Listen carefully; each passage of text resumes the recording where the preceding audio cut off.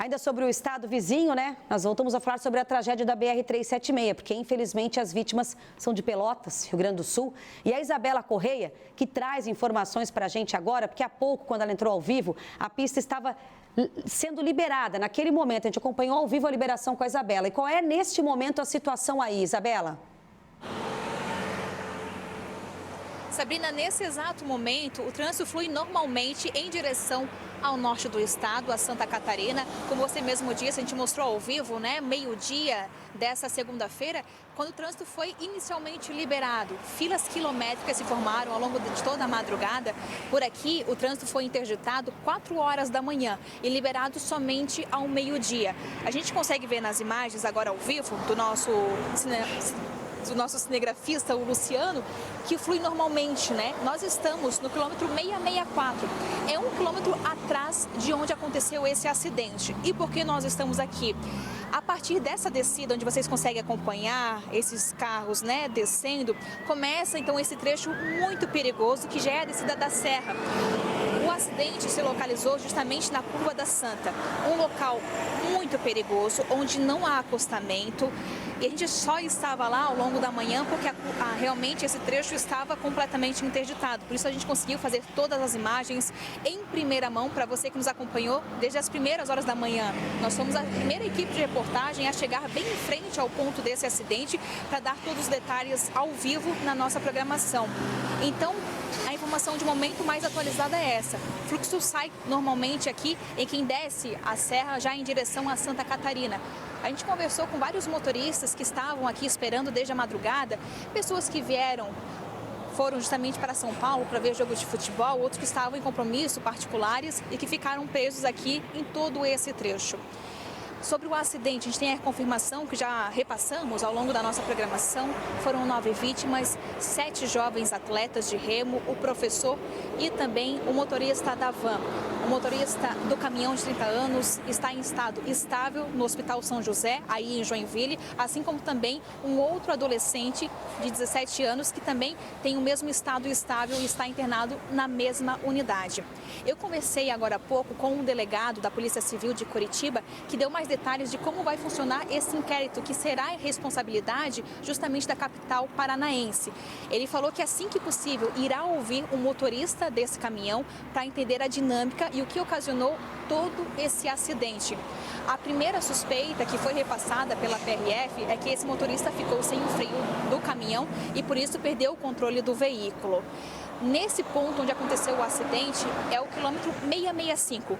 Pouco mais à frente já estaria aquela área de escape que foi montada justamente em uma área muito sensível e que registra ao longo de todos esses últimos anos milhares de acidentes. A gente fala aqui com frequência no Balanço Geral sobre quantas vezes essa área de escape, tanto essa quanto aquela que está mais embaixo da serra, foi utilizada por caminhoneiros e motoristas de ônibus que ficaram sem o freio. Há também a indicação por meio de placas falando que é um trecho muito sinuoso, curvas perigosas. Estamos falando de uma serra onde há muita cerração e neblina durante quase toda a parte do tempo. E o adicional negativo de ontem à noite foi também a forte chuva. Somente nesse momento que ela deu uma trégua, né? Vocês viram ao longo da nossa programação, a gente entrando com guarda-chuva, muito vento, chuva forte e somente agora que isso se estabilizou. Foram muitas horas de resgate, foi necessário um guincho para retirar então esse caminhão que caiu em cima dessa van na batida, onde eles saíram da pista. Foram algumas horas, porque como o solo estava muito encharcado, até mesmo o guindaste tinha dificuldade de conseguir içar essa carreta que estava carregada com o container para fazer completamente a retirada. A preocupação era justamente para não causar ainda mais danos aos corpos dessas vítimas que infelizmente não resistiram a esse impacto tão brutal dessa batida que aconteceu então dessa carreta na traseira dessa van. O trabalho foi feito por algumas horas, depois, então, assim que esse guindaste foi retirado, os corpos foram, então, encaminhados ao IML de Curitiba, a via, então, foi liberada. A previsão inicial era meio-dia e isso se concretizou ao longo dessa manhã. Nós tivemos uma força-tarefa da Arteres, Polícia Rodoviária Federal, Polícia Militar, a Polícia Científica, principalmente, que fez o recolhimento dos corpos e os agentes, né, os bombeiros que estavam ali prestando todo o apoio e que fizeram o salvamento do motorista do caminhão e também desse jovem que estava na van. A gente conversou agora há pouco com o motorista de um carro que também se envolveu nesse acidente. Ele está bem, né? O carro dele sofreu uma pequena batida desse caminhão, mas felizmente ele conseguiu salvar a própria vida, né? Não se feriu de forma grave e está bem. Foi uma manhã muito tumultuosa, a gente acompanhou desde as 7h30 da manhã, né? Para acessar aqui, a gente levou cerca de 1 hora para chegar aqui em Guaratuba. O acesso até o local do acidente também era muito complicado, foi quase meia hora de caminhada da nossa equipe até chegar no exato momento ali do local onde acontecia todo esse trabalho de resgate e também de rescaldo. Uma cena muito lamentável, uma tragédia muito grande do estado do Rio Grande do Sul, mais uma vez em luto agora pela perda desses jovens.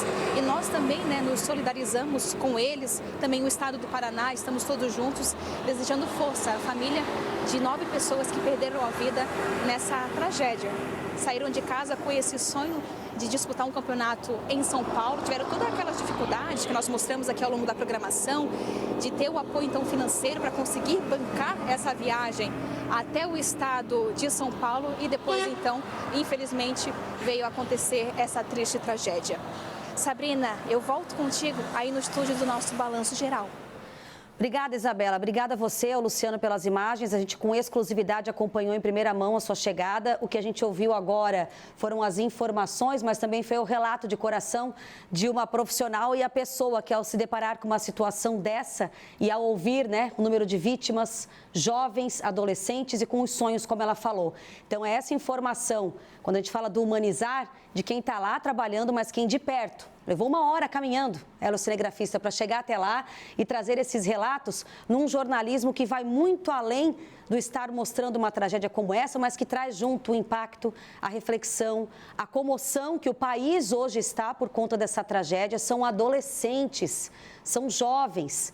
Mas o idealizador desse projeto, que estava junto ali, o técnico, vivendo um sonho com esses jovens, levando cidadania, levando esporte, formação diferenciada para agora as famílias desses jovens e desse idealizador, desse técnico, estão infelizmente com o coração só querendo buscar forças. E é o que o país está mandando, como a gente já mostrou em algumas reportagens e também com algumas participações pelo nosso WhatsApp. Obrigada mais uma vez, Isabela. O trânsito está fluindo, a chuva parou.